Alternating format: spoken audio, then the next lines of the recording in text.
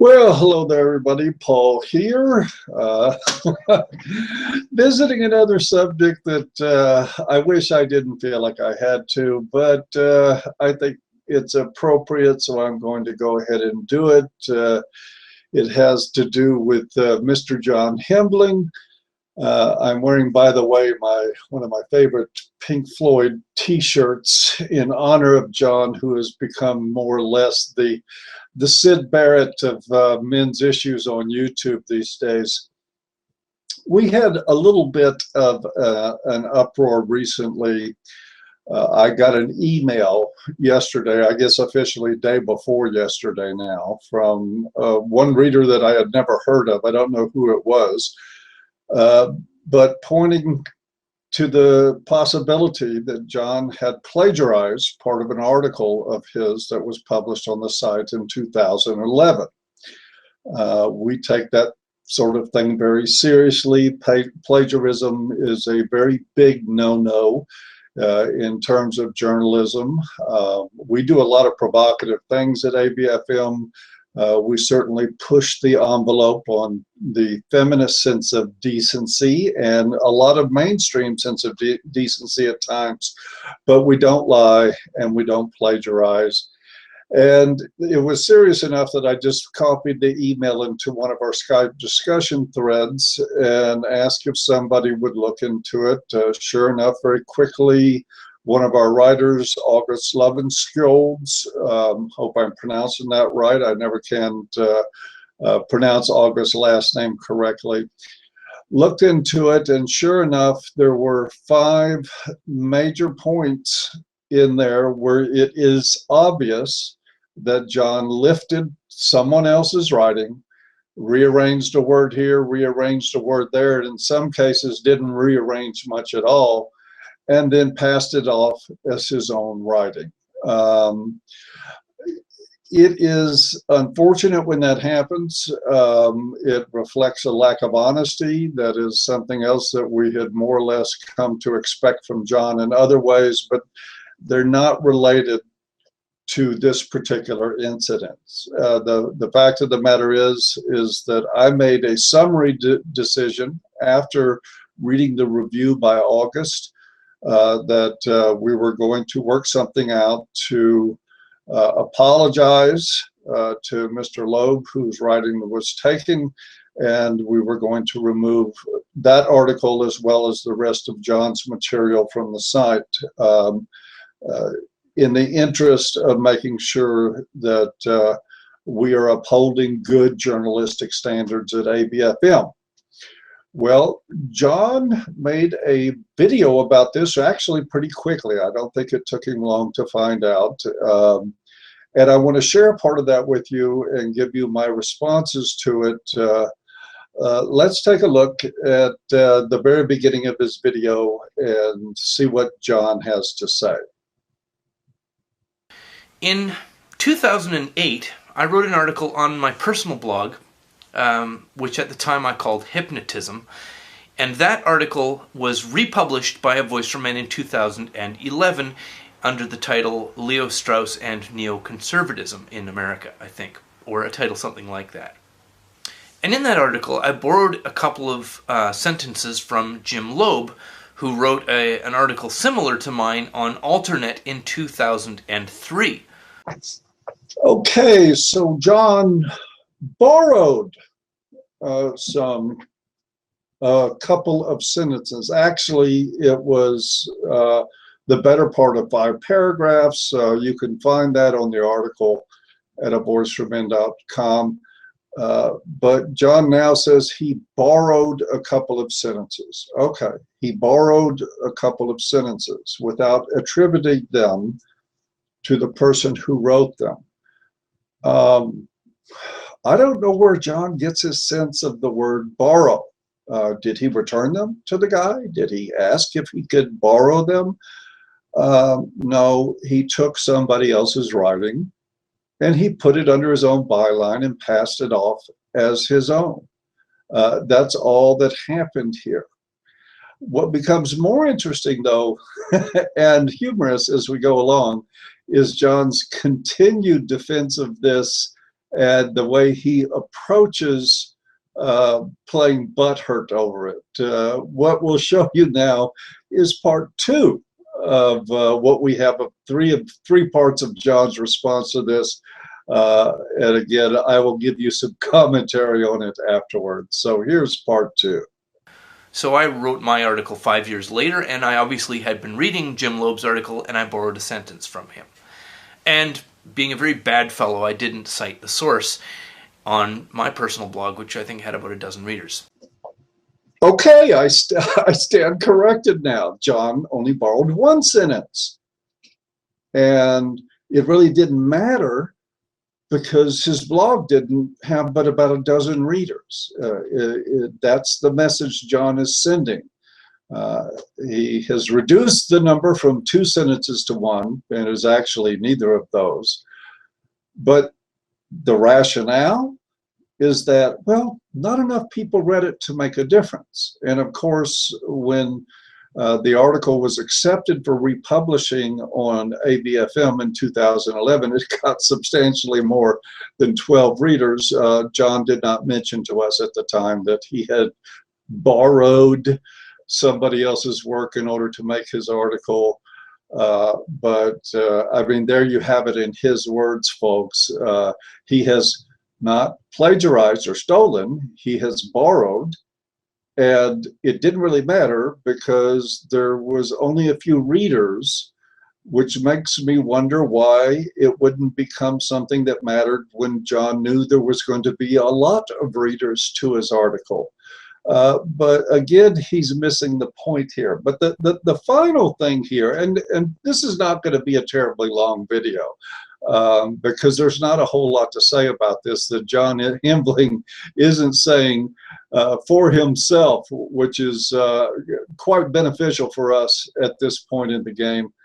I'm now going to give you part 3, which is the pièce de résistance. It is John's ultimate self-indictment and his complete trip into goofy land that is the type of behavior that we've been seeing from John ever since he got himself hooked up with Diana Davison. Let me get something straight there. I don't blame Diana Davison for this. I mean, sure, she's a nutcase and she's toxic, but John's a big boy, and he needs to be responsible for his own actions. As you can see right now, using language like borrowed for stolen or plagiarized, and it didn't really matter because there wasn't enough readers and that sort of thing. He's still not really coming up clear on the accountability part, but you'll get a lot more from this third part. So just check out this last part of what John has to say. And then, of course, ABFM republished it with my blessing, and again didn't cite the source. So there is a couple of sentences from Jim Loeb in a 1,700-word article, and therefore, nothing I say should ever be considered ever again. I'm a very bad man, and I'm terribly ashamed of myself.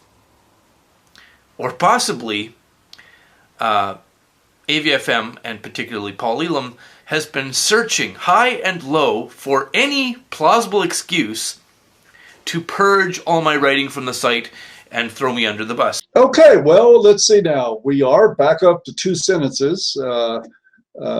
Again, it's still not meeting the criteria. The exact quotations and stuff, again, check the low bar. There's a link to the article about it in there. But here's the other point. Oh, God.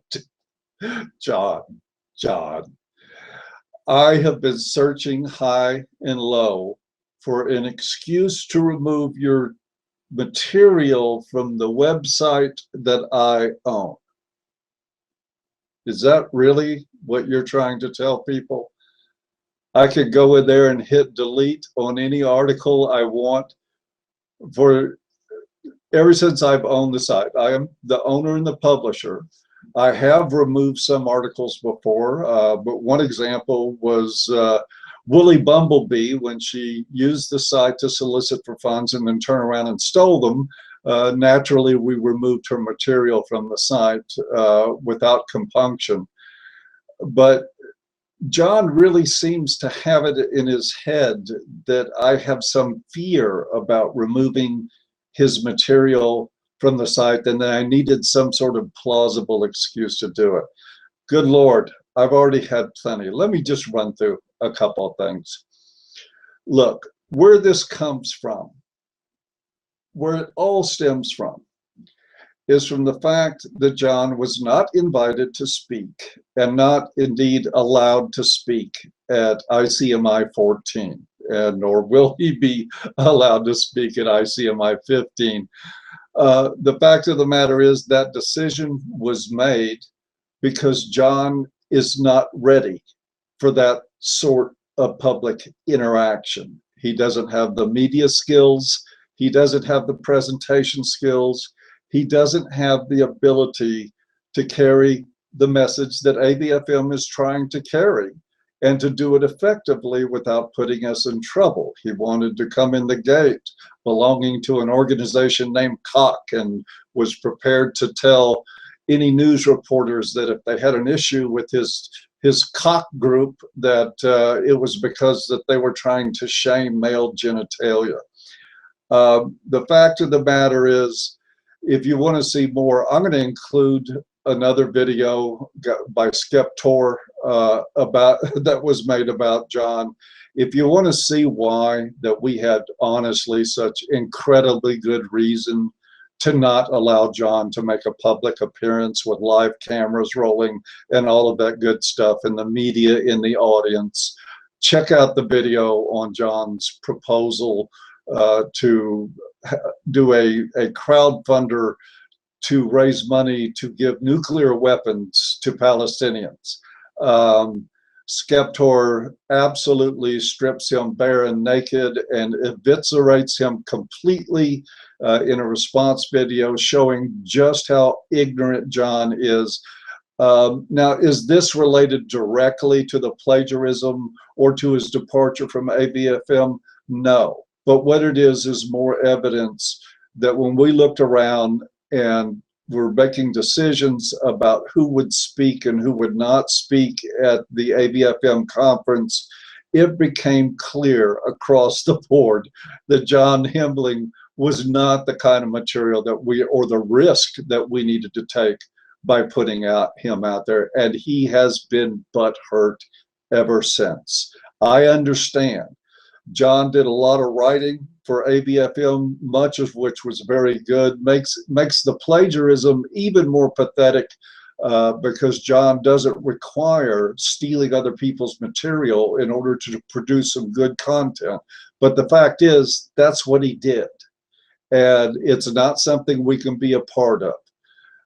But this whole fiasco for John was that he feels thrown under the bus by an organization that outgrew him because he doesn't have the maturity or the decorum or the ability to interact with the general public in the media. And that is unfortunately what we are faced with doing. We have to do what we can to get men's issues into more mainstream consciousness. John is not going to be the guy that gets that done. He will have a YouTube channel. He will make noise. He will try to pretend that we're waging a war on MGTOWs that doesn't exist. He will go up against anybody. I mean, it's part of the reason that he was relieved of any position with ABFM was because he could not get along with anybody, and he couldn't get along with anybody that his girlfriend Diana got in a dispute with because he was too busy white knighting for her. And that's just a fact of life. It's not something I'm making up. It's all true, and that's why John is gone. And looking at this last video of his and discovering the plagiarism makes it just another good riddance moment for us. Another thing that I want to add to this is that, one, again, to reiterate, I don't need a reason at all. I can take material off of A Voice for Men because it's Tuesday. I can do it because I've had 2 cups of coffee and I still don't feel awake. I don't need a reason to manage my own intellectual property. I don't need an excuse.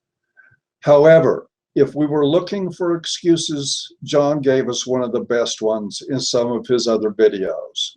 Let me just lay this out for you like it is. Go back and review his videos. I'm not going to send links to his vids to give him traffic, but there's already several people that know about these videos and will be able to point you to them should you so desire to watch them. There were several people on ABFM staff, and still are on ABFM staff, who operate incognito. They use screen names, like many people in the MGTOW community do, and like many people on the internet in general do, because they fear repercussions in their personal and professional life if they were outed. There was two individuals that work with us, and John started dropping their first names, and so did that cunt Diana in their videos. This is a veiled threat to people who entrusted John. And these were people that had nothing to do whatsoever with John leaving ABFM or John not being invited to speak at the conference or any of this other crap. It is just two people whose real identities he happens to know, and he started bringing them up in his videos as a way to make them feel uncomfortable and to make them wonder if he was going to out them with the last names, if he was going to bring more information. In the end, both are willing to live with that, I think, although it could make life uncomfortable for them.